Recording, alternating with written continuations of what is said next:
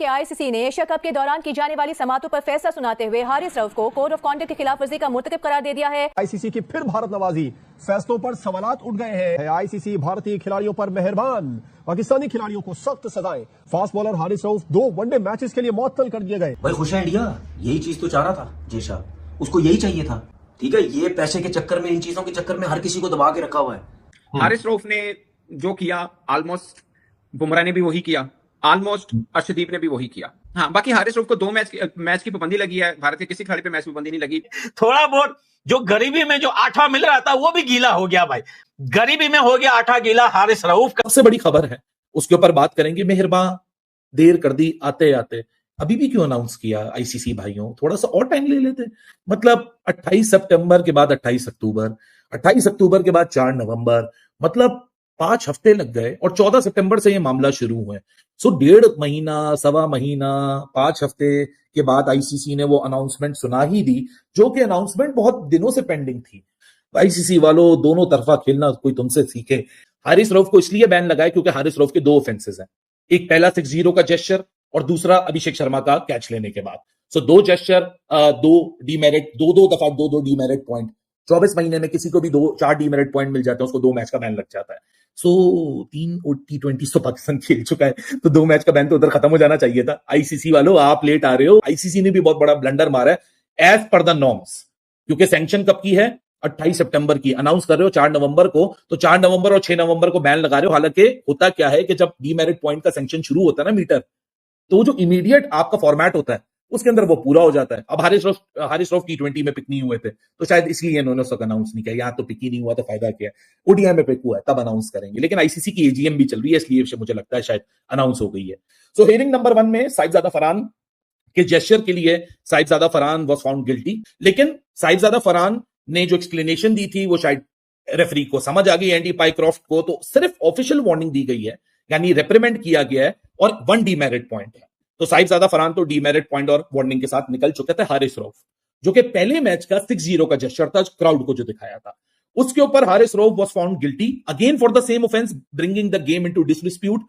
Article 2.21 के तहत बुमराह के केस में एक्शन, जो सैंक्शन लगाई गई आईसीसी की रेफरी की तरफ से, जो कि आपके सामने आर्टिकल 2.21 है, तो बुमराह ने उसको कंप्लीट नहीं किया, चैलेंज नहीं किया। इस वजह से जसप्रीत बुमराह के ऊपर भी यहां किसी किस्म की कोई सैंक्शन या कोई चार्ज नहीं लगाया गया, क्योंकि हारिस रऊफ एक दफा पहले एक ही सैंक्शन की वजह से केस लड़ चुके हैं, केस आईसीसी के रेफरी के साथ हार चुके हैं, 30% उन पे फाइन लग चुका है, 2 डीमेरिट पॉइंट हो चुके हैं। ये पहला केस है, एक जुर्म की एक सजा है। लेकिन हारिस का दूसरा जेस्चर जो आया एयरप्लेन सेलिब्रेशन का, उसके बाद हारिस का दूसरा ऑफेंस यहां काउंट हुआ, हारिस को सैंक्शन लगाई गई, हारिस की सैंक्शन को चैलेंज किया गया, ही वाज फाउंड गिल्टी। तो हारिस को सिमिलर पहला वाला सैंक्शन रिपीट हुआ 2.2।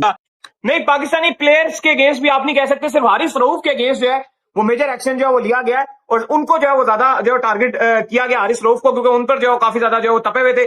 उनको 2 एडिशनल जो डीमेरिट पॉइंट मिले, उसकी वजह से उनका जो काम खराब हुआ। लेकिन फिलहाल तो ऐसा लग रहा है कि हारिस रऊफ अगर 2 मैच अगले ओडीआई ना भी खेले, कोई फर्क पड़ने नहीं वाला। वो सूर्य कुमार यादव, इंडिया के कैप्टन, जिन्होंने सियासत को इस खेल में घसीटा, जिन्होंने प्रेजेंटेशन और प्रेस कॉन्फ्रेंस में अंदर आकर सियासी बातें की, उसके ऊपर कोई बैन नहीं। ये ICC equal to Indian cricket council है। ये इंडिया जिस तरीके से क्रिकेट को तबाह कर रहा है, क्रिकेट के साथ खिलवाड़ कर रहा है, बाइसनेस, शेम, शर्म आती है यार। मतलब किसके हाथों में हमने इंटरनेशनल क्रिकेट काउंसिल दे दी है।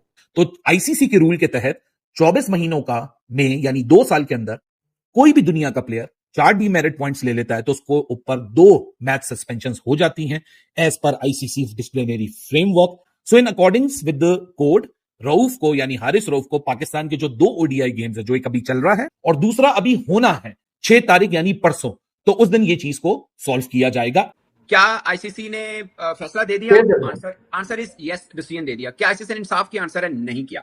बुमराह ने अपनी जहाज गिराने का इशारा किया, उसके ऊपर कोई बैन नहीं, कोई जुर्माना नहीं। अर्शदीप सिंह के ऊपर कोई बैन नहीं, कोई जुर्माना नहीं। इंडिया ने अपना असर रसूख दिखाया आईसीसी के अंदर, जिसके बिना पर इंडियन खिलाड़ियों को कम पनिश किया गया है, पाकिस्तानी खिलाड़ियों को ज्यादा पनिश किया गया है। नाज़रीन, आईसीसी ने प्रेस रिलीज जारी कर दी गई है। 14 सितंबर जो एक सागा स्टार्ट हुआ था between Pakistan and India, ICC के इजलास से चंद दिन पहले इस प्रेस रिलीज का आ जाना क्या मायने रखता है? इसमें पाकिस्तान के हारिस रऊफ, साहिबजादा फरहान ये दो खिलाड़ी की हियरिंग हुई। भारत की तरफ से जसप्रीत बुमराह कप्तान, सूर्य कुमार यादव और अर्शदीप सिंह ने भी खेले सन, बट उन्होंने एक्ट ऐसा किया।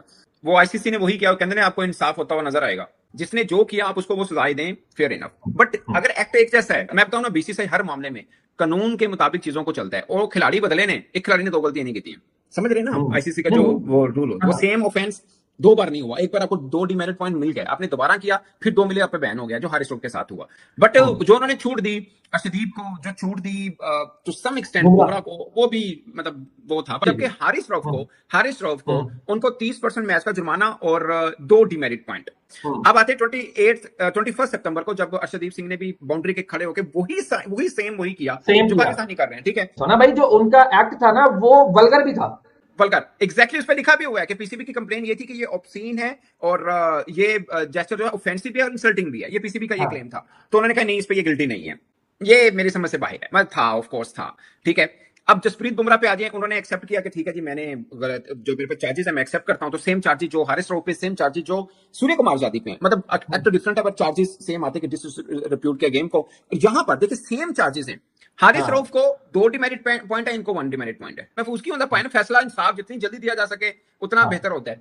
तो फैसला महफूज क्या तो कर दे तुसी। सो आई डोंट नो कि बाकी लोग समझे, हम पाकिस्तानी तो समझते हैं फैसला महफूज करना जो होता है, बट ये फैसला महफूज भी नहीं था, उनकी मर्जी थी, उन्होंने नहीं करना था, नहीं किया, दैट्स इट। कि आईसीसी का फैसला है, हारिस रऊफ वो बैन लगने वाला है आईसीसी की तरफ से। आईसीसी का वो जो जज है वो भी एंडी पाइक्रॉफ्ट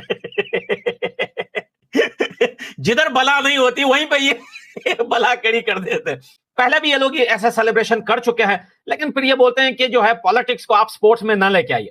लेकिन यार आप तो आतंकवादी लेके आ रहे हैं स्पोर्ट्स में, कि आईसीसी का चेयरमैन भी इस वक्त जो है वो भी जय शाह है।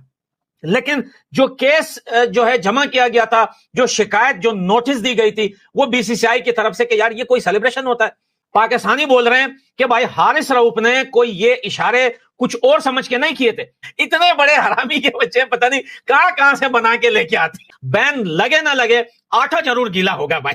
कि पहले तो वो केस एंडी पाइक्रॉफ्ट के पास गया था, एंडी पाइक्रॉफ्ट ने रिजेक्ट कर दिया था। ये बात याद रखना। ये जो सूर्य कुमार यादव का जो केस है, पहले एंडी पाइक्रॉफ्ट को सुनाया था, एंडी पाइक्रॉफ्ट ने कहा चल भाई आवाने दे, निकल भाई यहां से। अब पाकिस्तान आईसीसी को बीसीसीआई के साथ जोड़ रहा है। लेकिन भैया जय शाह अपने क्रिकेट बोर्ड में जो था वो अलग बात है, अगर वो इंडिया से भी है तो क्या बात है, लेकिन इस टाइम वो आईसीसी का चेयरमैन है, वो वही करेगा जो आईसीसी के रूल्स के मुताबिक होंगे। तो लिहाजा आईसीसी ने पिछले महीने जो कि हुआ था 14 सितंबर को, उसका फैसला करने के लिए आईसीसी को अब याद है कि 4 नवंबर को मैं फैसला करूंगा। और ऐसा लग रहा है कि जैसे इंडिया के जो प्लेयर हैं उनको थोड़ा सा रिलैक्सेशन मिली है एज कंपेयर पाकिस्तान के प्लेयर को, स्पेशली हारिस रऊफ को लेकर जो लग रहा है कि कोई किसी किस्म की बर्दाश्त नहीं पाई गई है। ये क्या हुआ है, ये पेनल्टियों में पेनल्टियां पड़ रही हैं। पाकिस्तान के खिलाड़ी को तो बैन ही कर दिया गया। हारिस रऊफ को ऐसे 4 डिमेरिट पॉइंट्स दिए कि कम से कम या तो एक टेस्ट मैच या फिर 2 ओडीआईज के लिए बैन होंगे, तो अगले 2 ओडीआईज के लिए हारिस रऊफ को बैन कर दिया गया। लेकिन बिल्कुल आईसीसी का सख्त एक्शन है और स्ट्रिक्ट एक्शन ऐसा नजर आया कि देखने को मिला, specially against Haris Rauf. 2 matches के लिए वो बैन हो गए। आप देखें ये फैसला इतना लेट आया है कि अगर आप देखो तो पाकिस्तान तो ऑलरेडी 2 टेस्ट मैचेस खेल चुका है, साउथ अफ्रीका के अगेंस्ट 3 T20s खेल चुका है। तो ये वैसे तो ये हट जाना चाहिए था, ये उस पर भी इंप्लीमेंट होना चाहिए था, लेकिन चूंकि सजा आज सुनाई गई है तो आज का मैच खाली काउंट होगा।